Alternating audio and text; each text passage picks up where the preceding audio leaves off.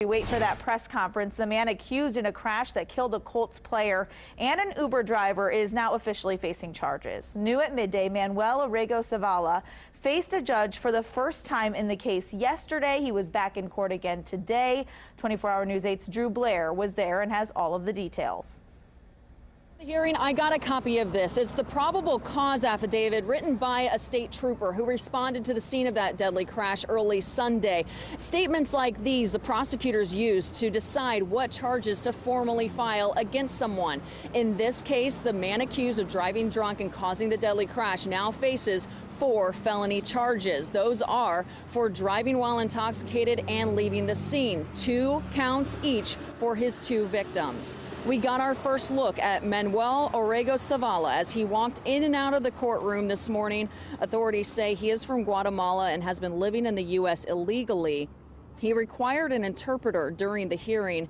Initial hearings themselves are usually very quick and uneventful. The judge asked Zavala whether he understood the charges against him. He replied to the interpreter that he did. Additional court dates were also set.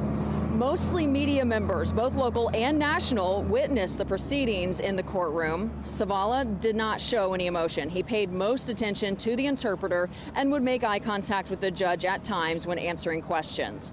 Yesterday, in a separate court procedure than today's, federal authorities pressed charges against Orrego-Zavala for illegal re-entry of a previously deported alien. After today's hearing, I spoke to both the deputy prosecutor and Zavala's defense attorney.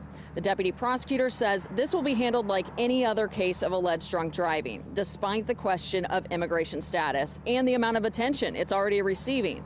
The suspect's attorney says he's concerned his client's status will impact the court journey no matter what. I am saying that the first trial, it depends on multiple factors.